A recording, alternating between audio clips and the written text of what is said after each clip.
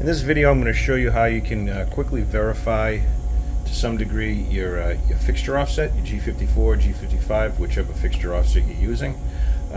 So we're going to assume that someone has used an edge finder to pick up this corner of the solid jaw as their G54 X0Y0.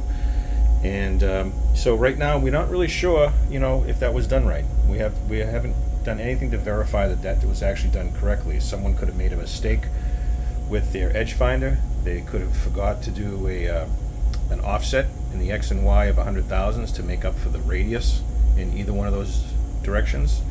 They could have forgot to press the button on the control for part 0 set. You never know.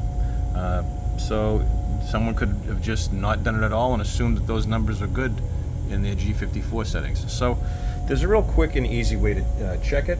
So what we do is we go to our list program switch. All right, and up on this list we have G54 datum self-check. All right, that program 07777. So we're going to cursor down to that. All right, and we're going to press select program. That makes it the active program in memory. So I'm going to press the memory button. All right.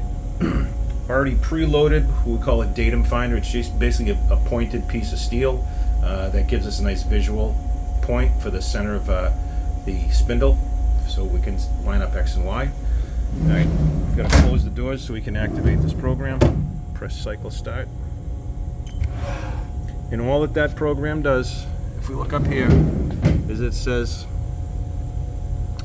G0, G90, G80, G40, G17, and that's going to move it to G54 X0Y0.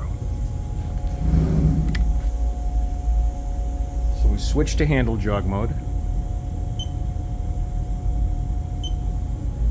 Bring it down on the Z axis, 1,000 increment.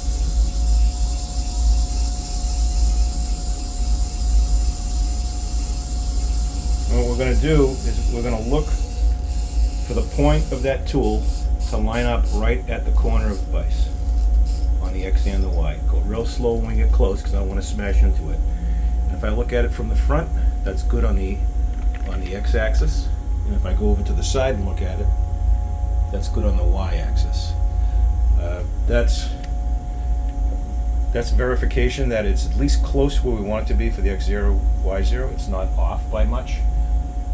One thing you might notice is that you could see a space of about 100,000ths of an inch. So I'm going to show you what that looks like.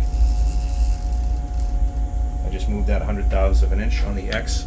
That happens if you forget, in this case, to add negative 0.1 offset on your G54X. That's, you got to account for half of the edge finding tool. So if you forgot to do that, you'd notice a space like this. A similar thing could happen on the Y-axis that you could forget it.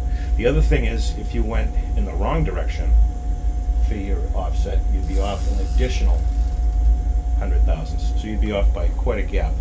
So that would be if you were supposed to go negative X and you went positive X by accident.